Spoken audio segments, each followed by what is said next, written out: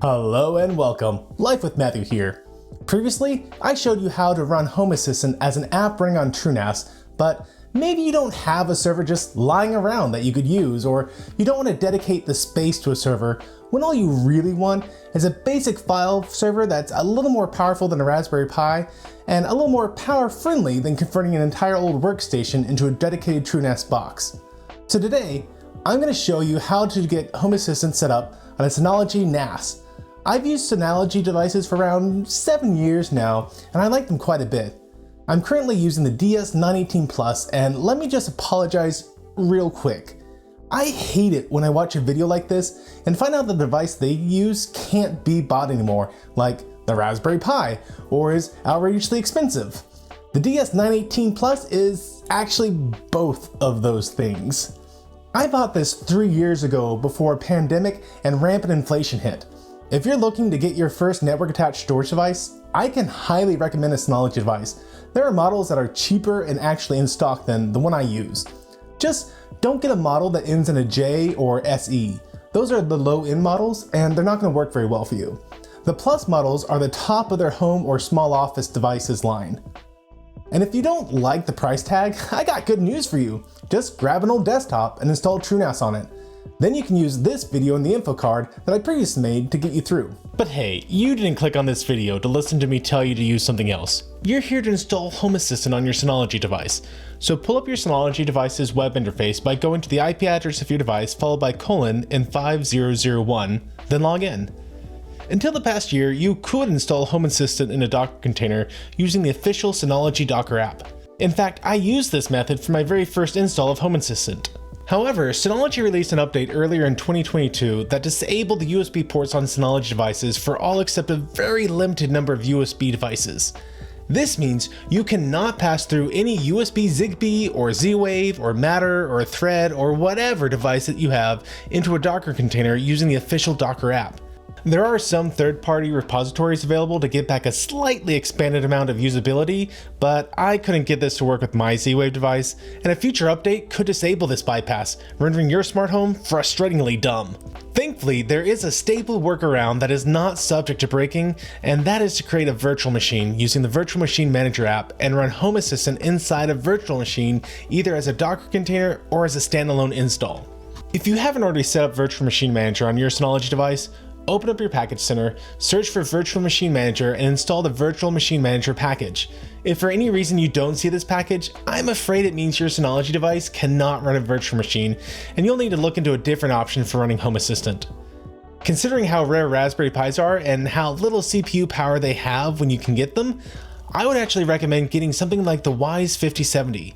For around $120, you can get a computer, power supply, and a small NVMe.e drive, and have a small solution for running Home Assistant that uses barely more power than a Raspberry Pi does. For me, I've already set up the Virtual Machine Manager on my Synology device, but if it's your first time launching it, you'll probably need to set up a cluster, and it's okay if you only have one Synology device, it's just going to be a cluster of one. You'll also need to set up your storage location for your virtual machines and add in a network option if that isn't already auto-populated for you. I'm just using the default VM network. Now, like I said, we have two options for installing Home Assistant. In the next section, I'll install a VM to run Docker, and you could skip to that section and install the AMD 64 HAS-IO Supervisor Docker container. This container is supposed to be the full Home Assistant operating system in a Docker container, which means you could use that and actually use add-ons in Home Assistant in this Docker container, which is basically letting you make a Docker containers inside the Home Assistant Docker container. It's like a Russian nesting doll of Docker containers. However, when I set up this install of Home Assistant 2 months ago, that Docker container did not work at all, and it was still a work in progress. Maybe it does by the time you watch this video, but since that's not an option for me, I'm going to use the second option of just making a VM to run Home Assistant on. I could certainly run the regular Home Assistant Docker container, but I like the extra control I get over my Home Assistant install by using a full virtual machine instance. I don't have to wait for the Docker maintainers to update the container when I want to install the latest version. I just install it myself. So I'm going to get the latest version of Home Assistant by going to home-assistant.io and click on the Getting Started option.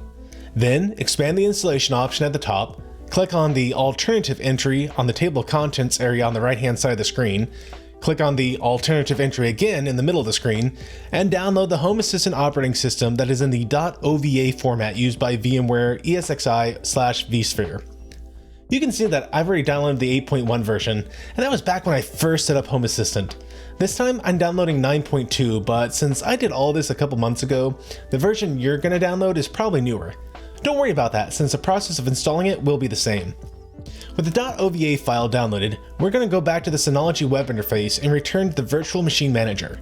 Then click on the download arrow by Create and select Import. In the window that pops up, make sure the Import from OVA Files option is selected and click on Next. I'm going to upload this from my PC, so I'll browse the location I saved the file to, select the OVA file, and click Open.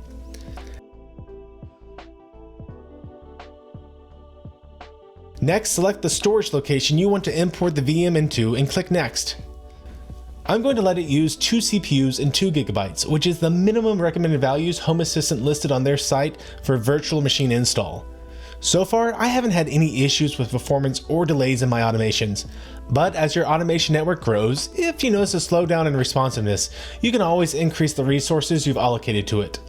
Everything else is fine, so click on Next. Since I'm importing the VM, I have to leave the disk size as 32 GB, so hopefully you have plenty of spare room in your Synology device.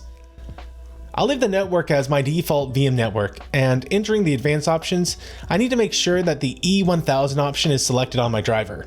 The VM being imported won't have networking otherwise. For my other settings, I'm going to make sure that auto set is set to yes, and the firmware type is set to UEFI.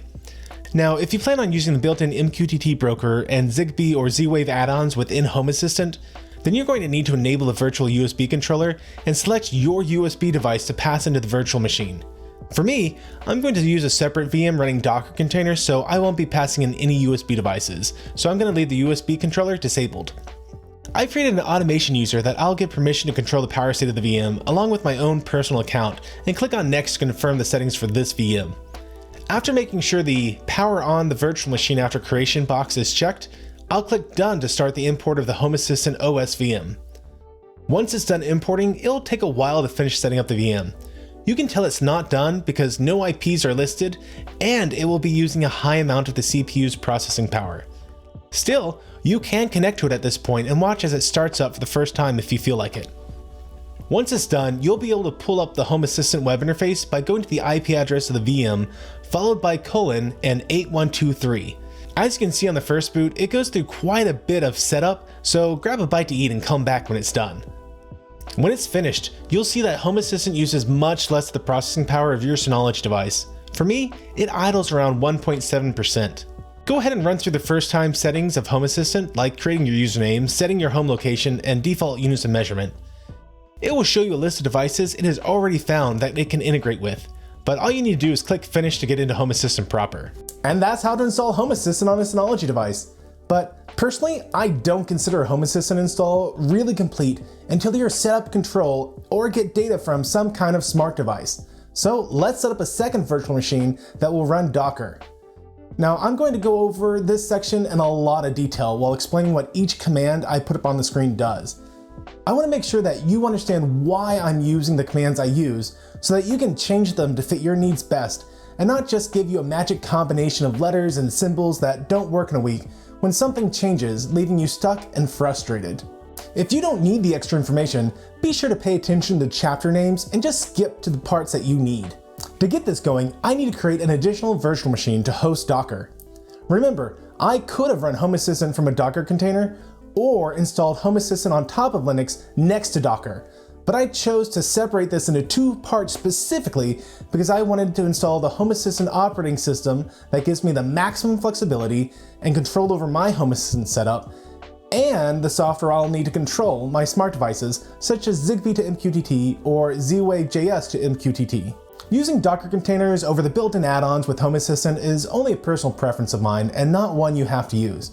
Personally, I find the benefits of using dedicated software through Docker containers over the easier Home Assistant add-on just outweighs the cons for my personal needs. To set up your Docker's virtual machine, you'll need to add an ISO file to use as your operating system installer in Synology's Virtual Machine Manager. You can either click on the Add button and upload an ISO to your virtual machine manager for future use, or you can copy over the file to a folder that the Synology device has access to. For this install, I'm going to be using Ubuntu 22.04.1 server. To make the virtual machine, you're going to click on Create, then select which operating system you'll be using. For Ubuntu, that'll be Linux. On the next screen, select where you want to store the VM. I only have one storage location in my cluster, so I'm just going to click on Next.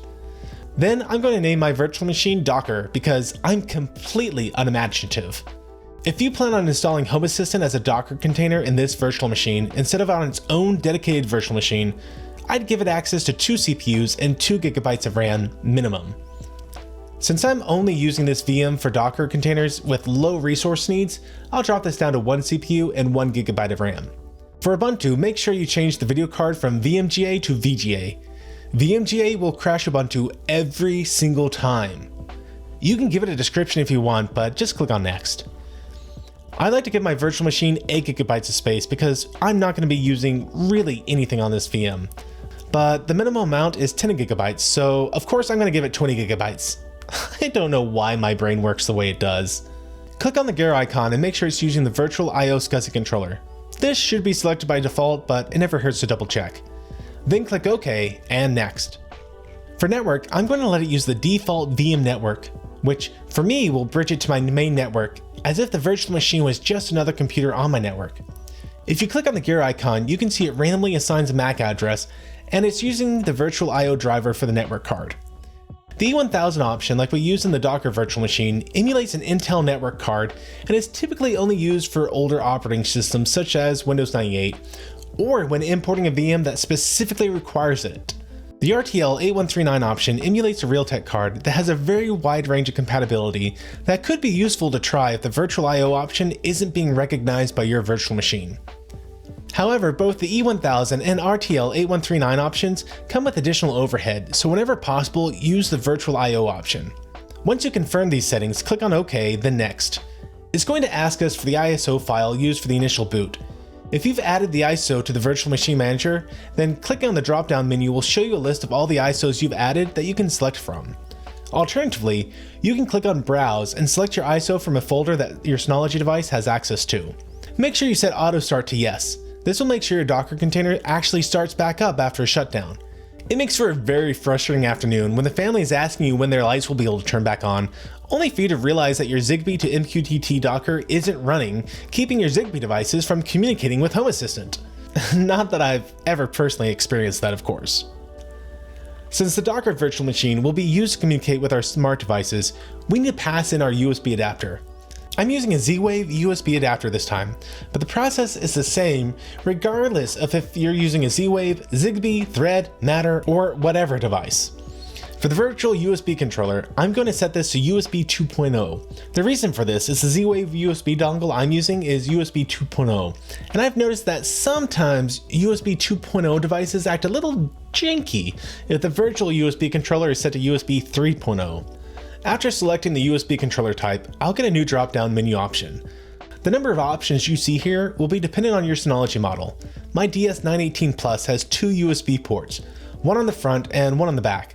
There's nothing in the front USB port, which is why it's currently saying unmounted. I'll select the Silicon Labs CP210X UART option as that's my Z-Wave USB dongle. Then I'm going to click on Next. It's going to ask which users are allowed to turn this VM on and off, so just like the Home Assistant virtual machine, I'm going to select the automation user that I've set up, as well as the user account I made for myself. The next screen is a summary of what you've selected, so give it a quick review, make sure everything's okay, check the box that says power on the virtual machine after creation, and then click on Done. It will take just a minute to create the virtual machine, but once it shows powering on, click on Connect to launch a terminal session so you can walk through the installation process. The Synology disk stations are definitely not powerhouses, and this will take a few minutes to boot up into the installer, but when it does, it's a pretty straightforward install of a Linux distro. You're going to select your language, let it update to a new installer if one is available, select your keyboard layout, and then select which version of Ubuntu you want to install. I'm going to select the minimized version as I'm only running Docker on it. Any additional pieces of software I need, I can install as the need arises. I'll again wait as it detects my network, except I find weird since it just downloaded an updated version of the installer, but whatever. If you're using a proxy, I assume you know how to enter this part, but for me, I'm not using any proxy, so I'm going to leave it blank. The default mirror address is fine, so I'll click on Done, and I'll tell it to use the entire disk for the install, but deselect set up this disk as an LVM group because I'm an old man who doesn't understand this newfangled LVM nonsense, and I'm sticking to what I know for the time being. The installer will give me a chance to confirm how I want my drive partitioned, and this looks fine to me, so I'll click on Done and Continued till I get on with the installation. Set up a username that you'll use to log into the virtual machine, and give the computer a name while you're at it. I'm putting this device at my mom's house and decided to name all the equipment at her place using Cardassian names, so this guy's going to be Terok Nor. I'll select Install OpenSSH Server to make working on this remotely a lot easier on me, and on the next screen, I'm going to select which software I want the installer to include, which very nicely includes Docker itself. You may have noticed that it also included Mosquitto, still with 2 T's, but that I didn't select it. That's because I'm going to run it in a Docker container along with anything else I need for my home automation. So, having selected what I want to install on this VM, all I have to do is hit Done and then wait while it installs. I suggest you go grab a cup of coffee or see your loved ones one last time before home automation takes over your entire life, because for me, this took 10 minutes. Also, pay close attention to the top of the screen. It doesn't make a big deal that it's done, so you might sit there waiting for the screen to significantly change when the install is complete, but it won't. It just changes the top bar from installing system to install complete. For the last part of installing Ubuntu, go ahead and let it reboot so we can get on with installing Docker containers on it. Just before it fully reboots, however, it's going to prompt you to remove the installation media and then press enter. To do this, you need to go back to your web interface on your Synology device. In the Virtual Machine Manager, select your VM, click Action, and then Edit. In the pop-up window, select the Others option and unmount the ISO file for boot up option. Then you can return to your terminal session, hit enter, and allow it to reboot. When it's done rebooting, log in and run sudo apt-update and sudo apt-upgrade to get your system fully up to speed. Once it's done updating, you'll need to install a few extra software packages. To do this, enter sudo apt-install git curl dialog apt-utils qemu-guest-agent and your choice of editing software such as V or Nano. Personally, I find that Nano is a bit easier to use for minor edits, so that's the one I'm going to go with. Git and curl are technically optional. We're not going to be using them today, but whenever I'm using a headless server, like what we just set up, I end up needing them, so I install them out of habit. Dialog is also technically optional, but it will prevent a bunch of annoying warning messages during the install process, so you might as well get it. Once all the basic packages are installed, the first thing I'll want to install is Portainer, because I like having the option of a web interface for managing my Docker containers over having to do everything from the shell script. This makes making minor changes to your containers extremely easy, so you don't have to save every Docker run command you use to install a container or lower in Docker Compose. But if you don't want Portainer, then using Docker Run or Docker Compose files are both really great options as well. Before we install Portainer, we need to make sure that the user account we've set up has access to /var/run/docker.sock. But currently it's owned by root, so we have no way of accessing it as things stands. Now, I could add my user to the root group, but a more secure way to do this is to create a new group and then change the ownership of docker.sock to that new group, and then I'm going to add my user to the new group. So that's exactly what I'm going to do. First up, run sudo groupadd docker to create a new group called docker. Then run sudo change group docker /var/run/docker.sock. This changes the group ownership of the file docker.sock to the group named docker. Finally, add the user you are logged in as to the Docker group by running sudo usermod-a-G docker, then the username you want to add to the Docker group. For me, that'll end up being sudo usermod-a-G docker Matthew. Then, just to be on the safe side, I'm going to reboot the system to make sure that all the packages I've added and the groups created are fully in effect. I'm also going to log in over SSH now instead of through the Synology's web interface for the virtual machine, as that will make copying and pasting commands a lot easier on me. Once I'm logged in my home directory, I'm going to run makedir-p docker/portainer. The -p option will create any directory that doesn't already exist all the way down to the final subdirectory, which is Portainer in this case. Then I'm going to enter the command to download and create my Portainer Docker container. This command is in the description of the video, and the command prompt truncated the third line for some reason, so don't try to read this off the screen right now. Just go to the description of the video and copy and paste the command from there. Now, if you're familiar with Docker, you might want to skip to the next section, but for anyone who's never used it before, here's what the command is doing. Docker run is going to create a new container with the name of Portainer. It doesn't really matter what you name it, as this won't affect the operation of the container, but I prefer to give it the same name as the container I'm downloading. Then we pass in 2 ports using the -p flag. They're going to be ports 8000 and 9000. These are the ports Portainer uses for its operation. 9000 specifically is a port we'll need to access Portainer's web interface. If you want to access the web interface using HTTPS, you'll also need to pass in port 9443. You'll notice when passing in port 9000 to the container, we list the port number twice with a colon in between. Everything on the left side of the colon is the port used on the host, and everything on the right hand side of the colon is the port used on the Docker container itself.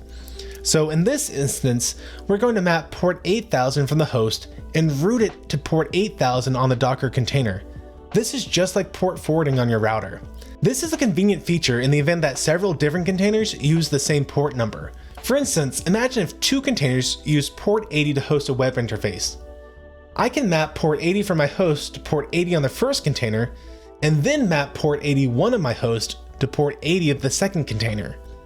From the container's perspective, both are using port 80 to host the web interface, but from our perspective, we're using ports 80 and 81 to access container 1 and 2 respectively. Next, we're going to pass in 2 volumes with the -v flag. First, we'll map /var/run/docker.sock from the host to /var/run/docker.sock in the container. Like the ports, everything on the left-hand side of the colon is used to reference the file or folder that exists on the host machine that Docker is installed on, while everything on the right-hand side is used to reference the file or folder inside the Docker container that we are creating. The next volume we'll add is the docker/portainer folder we just made on the host, and we're going to map it into the docker/data folder. One of the fundamental things about Docker containers is that they are designed to be created and destroyed on an as-needed basis. But as it's created and destroyed and recreated, you might want to keep some things the same, like usernames and passwords used to manage Portainer. I mean, it wouldn't be very convenient if every time we updated our Portainer container, we had to go through the setup process all over again. By giving it a folder to save key data to on the host, instead of only storing it in the Docker container, we can keep certain settings consistent between creations of the same container. Next, we're going to tell Docker that we want this container restarted always. This will make sure that the container always starts back up after a power loss or say a critical error crashes it. Now this can be a questionable setting in the event that a container is causing Docker to crash over and over again. However, I trust the containers that I'm going to be installing today, so I'm using the restart always option. The last thing we need to do with the docker run command is tell Docker the exact container we want to download and install. And that's Portainer/Portainer-CE. Once the command is entered and you've made any changes that you deem necessary, go ahead and hit return, and Docker will download the latest version of the Portainer container.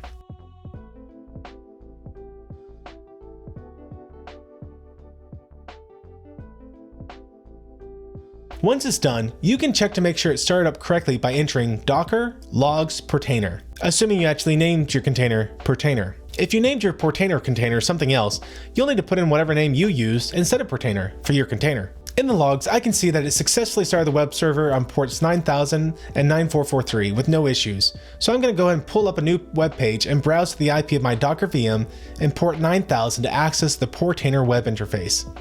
The first time you access it, you'll have to set up a username and password that is at least 12 characters long, and is almost absolutely guaranteed to be something ultimately useless that you'll never remember, or it's going to be something that you let your web browser generate that is lost forever when you move to a different computer. Not that I have strong feelings about how modern password requirements make everything less secure or anything, mind you. Anyways, I don't need to add another environment as I'll only be working locally, so we'll just click on local. Now, I actually missed a step here that caused me a lot of problems later on, but thanks to the power of movie magic, we'll just splice in that fix right now. Click on the pencil in the right-hand corner and enter the IP address of your virtual machine that is running Docker. Without that IP address being correct, you won't be able to access your containers through Portainer. So you better make sure at this point that you've either assigned a static IP to your virtual machine, or you've set up a DHCP reservation on your router for this virtual machine. Once you're done, hit Update Environment. Anyways, I'm going to hand things back off to PassMatt now. That poor Rube, he has no idea what's in store for him. With Docker installed and Portainer configured, it's time to start setting up the Docker containers that we will use to communicate with Home Assistant and our smart devices. The first one that I really like to start off with is the MQTT broker called Mosquitto, spelled with 2 T's. It's an easy one to get going, and it makes for a good litmus test to make sure everything is configured correctly. So in Portainer, click on Add Container, and for the name, put in Mosquitto, spelled with 2 T's. For the image, I'll type in Mosquitto, still with 2 T's, and click on Search. This will pull up hub.docker.io and find any container with the name you're searching for. I want eclipse-mosquitto, so I'll copy that Docker name exactly and paste it in where it says image. It's vital that you copy and paste this exactly as it is on Docker Hub. If you don't, then Portainer will not be able to find the Docker image to download.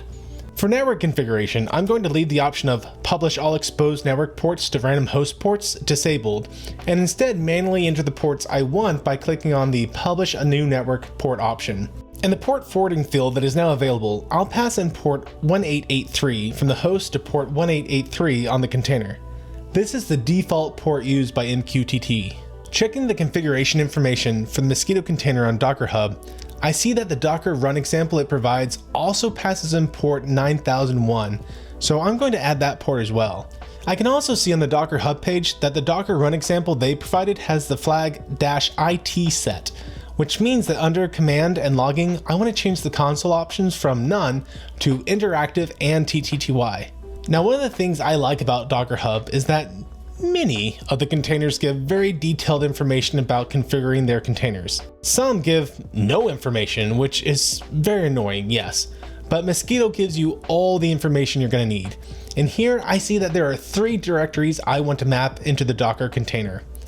So I'm going to remote into my virtual machine running Docker and create a folder that I can map into the Docker container for Mosquitto. Currently, I only had the Portainer directory, so let's make a new directory in my Docker folder, and we'll call that Mosquitto, of course, with 2 T's. Then in the newly created Mosquitto directory, I'm going to create 3 more folders. They're going to be config, data, and logs to match the 3 folder names we see in the Docker Hub configuration example. One last thing I need to do before returning to Portainer to finish setting up my Mosquitto Docker container is to create a configuration file for Mosquitto to use. I need to place this in the config directory and use the text editor I installed earlier to create a file named Mosquitto.conf. For me, that means I'll enter nano Mosquitto.conf. Then I'll paste the following into the newly created file. Of course, I've included this in the description of the video if you want to copy and paste it instead of trying to write this out yourself by reading the screen. For those interested in what this configuration file is going to do, persistence true will make it save the configuration information to the directories we just created so that it persists even if you destroy and recreate your Mosquitto container. Persistence_location tells Mosquitto where to store its files to persist. This location is relative to the Docker container and not to the host. The Mosquitto Docker container has no way of knowing about the file structure of the host computer. Everything we've put here can only reference files and folders inside the container itself. Listener will set the port Mosquitto will listen for MQTT messages on, and lets you limit the networks that Mosquitto will listen for those commands from. Changing this to your network, such as 192.168.1.0/24, is a basic security step to make sure agents from outside your network cannot interact with your MQTT broker.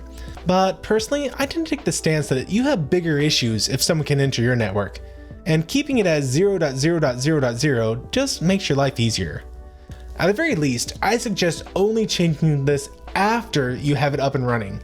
That way, if it stops working, you know exactly where you need to focus your troubleshooting efforts. Allow_anonymous will either allow or block MQTT connections without a username and password. Like the listener settings, I prefer to leave it as true at first, make sure I can connect to it, then set it to false and connect to it using a username and password that we'll set up here shortly. That way, I know it's working without having to worry that maybe the reason it's not working is because I've set up the username and password incorrectly. Finally, the password_file option tells Mosquitto where I'll be putting my username and password that will be used to allow devices to connect to Mosquitto. Don't worry that this file doesn't exist yet. We'll be creating it in just a minute, but for now, I'm going to change allow_anonymous to true and comment out the password_file line to avoid any errors. To save this file, if you're using Nano, hit Ctrl and O together and then Ctrl and X together to exit out of Nano. With the configuration file created, go back to Portainer and scroll down to the bottom and select volumes. I'm going to click on Map Additional Volumes 3 times to map the 3 folders we just made into my Mosquitto container. For each volume, we want to change it from volume to bind. In the field for container, we want to tell it the full path for the folder inside the container we want to map. This will be the 3 folders that were listed on Docker Hub and are /mosquitto/config, /mosquitto/data, and /mosquitto/log. In the field for host, we want to tell it the full path for the folder on my host machine we want to map. Now, since I'm using my home directory, it might be tempting to enter the path as ~docker/mosquitto/config, but don't do this. Portainer does not allow the tilde in the folder path. You'll need to put in the full or absolute folder path for this to work. So for me, this is going to be /home/Matthew/docker/mosquitto/config /home/Matthew/docker-mosquitto-data and home-Matthew-docker-mosquitto-log. Though be sure to change Matthew to whatever user account you've set up, obviously. Now, some containers let you add an environmental variable of TZ or TZ data to specify your time zone, but it can be hit or miss. To the best of my knowledge, this is not a requirement that every container has to implement.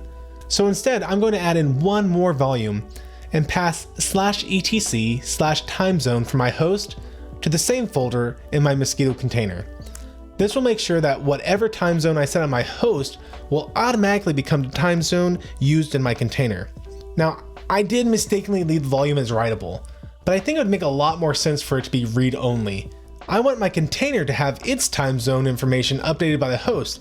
I don't want some container randomly changing the time zone of my host. Going to the restart policy area, I want to make sure that the container is set to always restart.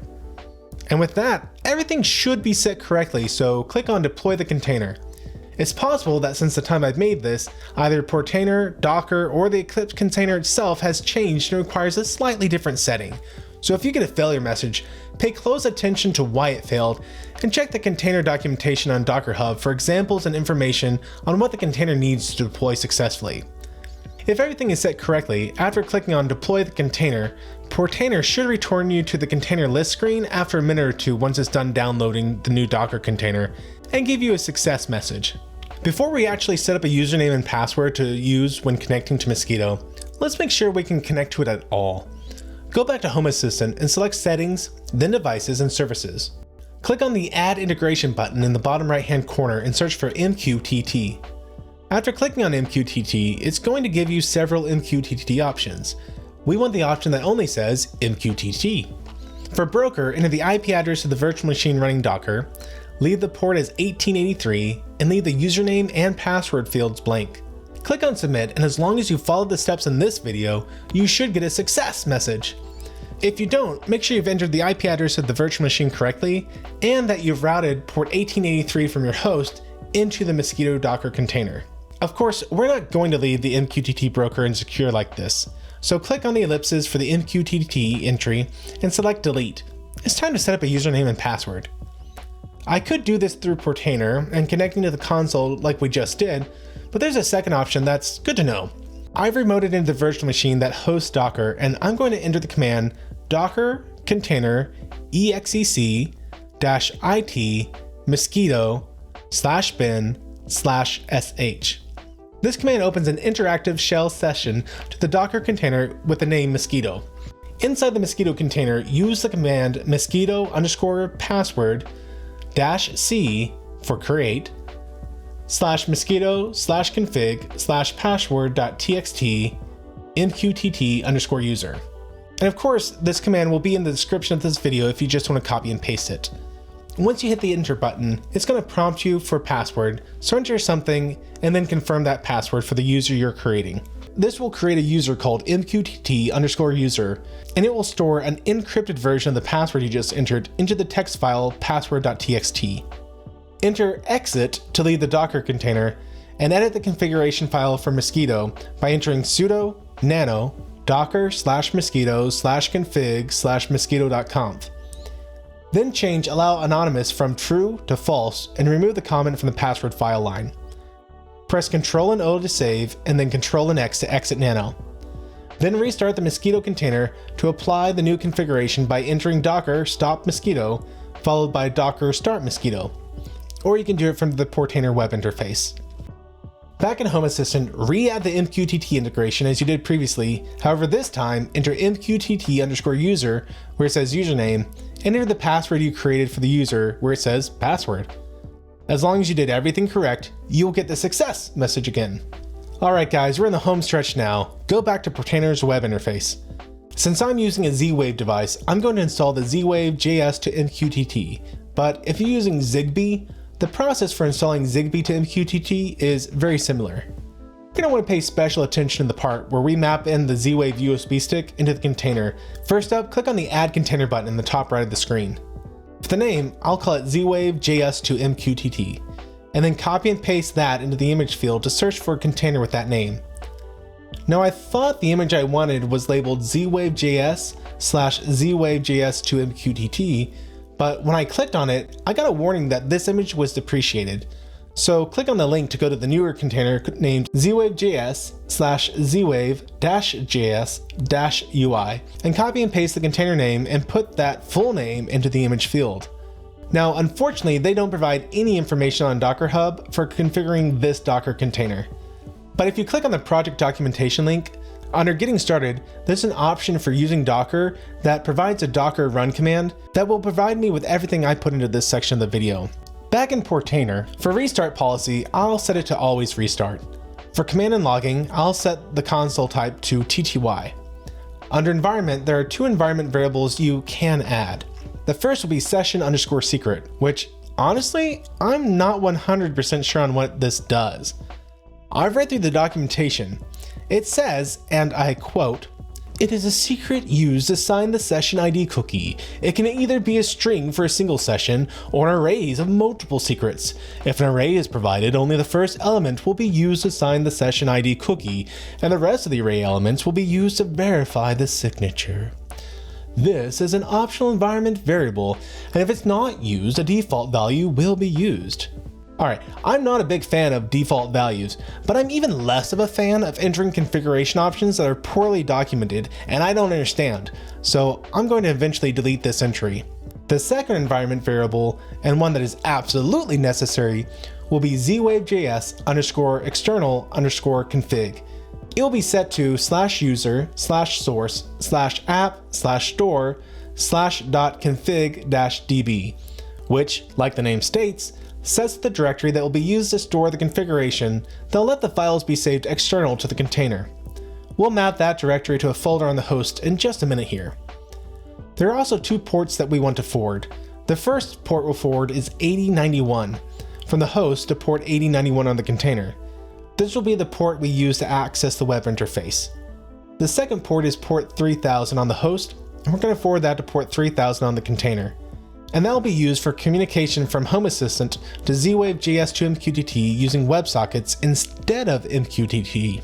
Under volumes, click Map Additional Volume, change the type from volume to bind, and then pass in /etc/timezone from the host to the same folder on the container so our time zones remain synchronized between the host and container. For the next volume, we first need to create the folder on the host just like we did for the Mosquitto container.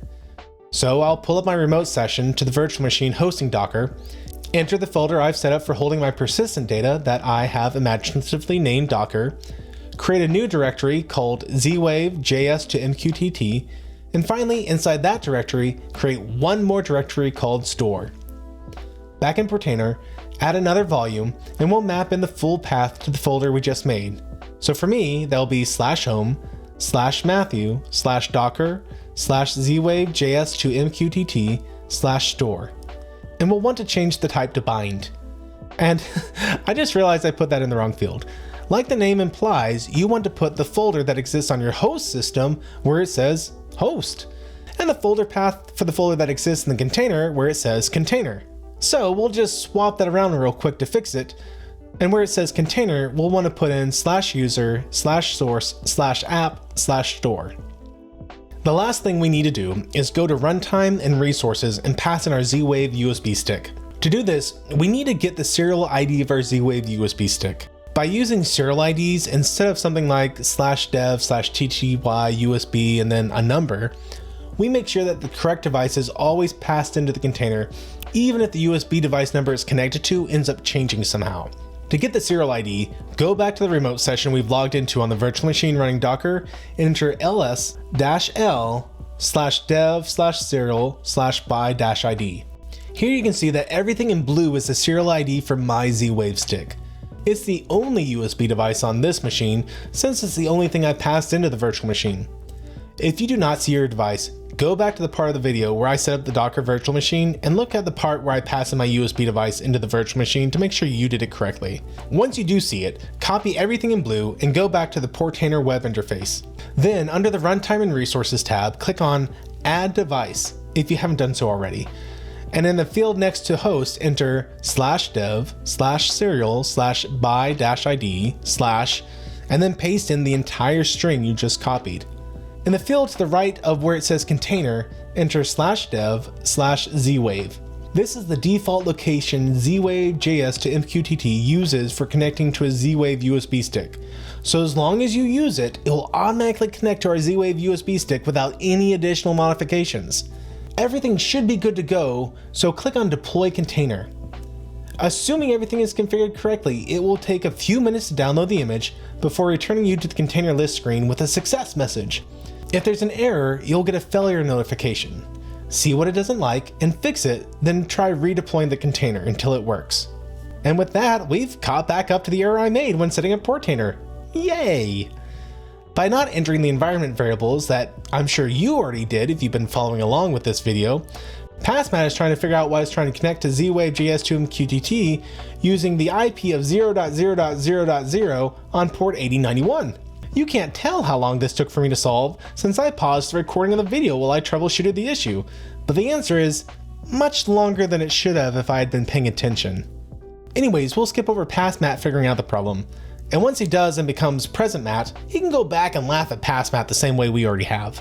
With the IP address correctly set, I can now return to my container list, and next to the Z-Wave JS to MQTT container, I can click on the port number 8091 to launch a new window, taking me to the web interface for Z-Wave JS to MQTT. And you can see in the upper right hand corner that because I configured my USB stick correctly, it already shows that Z-Wave JS to MQTT is connected to my Z-Wave USB stick. I'm going to click on the gear icon to open up settings and change the UI to dark mode so I'm not being blinded. Then under the Home Assistant area, I'm going to enable the WS server or WebSocket server. I'll leave the rest as it is for now and click on Save. Then in Home Assistant, I'm going to return to Settings, then Devices and Services, and click on Add-on Integration. I'll search for Z-Wave, and in the box that comes up, deselect the checkbox that says Use the Z-Wave JS Supervisor add-on and click Submit. For URL, change only the option that says localhost and put in the IP address of your virtual machine that is running Docker. It should immediately find your Z-Wave USB controller. And any device you add to Z-Wave JS MQTT in the future will automatically show up in Home Assistant. Now, honestly, there's a part of me that doesn't like how easy this is. I would personally prefer an option to require authentication. But to be fair, I haven't had as much time to mess around with Z-Wave JS to MQTT the same way that I have with Zigbee to MQTT. So maybe it does exist and I just haven't found it. If you'd prefer to use MQTT and require authentication instead of using the WebSockets, back in the Z-Wave JS to MQTT web portal, disable the WS server, then under MQTT, change the host URL from localhost to the IP address of the virtual machine running Docker and toggle the auth option. Enter the username and password you set up previously and hit save. Oh, and I forgot to record this bit, but under Home Assistant, make sure that you've enabled MQTT Discovery and hit save again, or else none of your devices will actually show up in Home Assistant, which kind of defeats the purpose of setting all this up. But honestly, this is entirely optional. You can use the WebSockets with no worries. With that, you're done. You have successfully set up Home Assistant on a Synology device, along with several containers that will get you up and running for adding smart devices to your Home Assistant application and start automating your life. Which I guess now that I think about it, I should do a video showing some useful stuff to do with Home Assistant, so look forward to that one that will come out someday, whenever life allows. Be sure to subscribe for more, and until the next time, may the Lord bless you and keep you. May the Lord make his face shine upon you and be gracious to you. May the Lord lift up his countenance upon you and give you peace. Amen.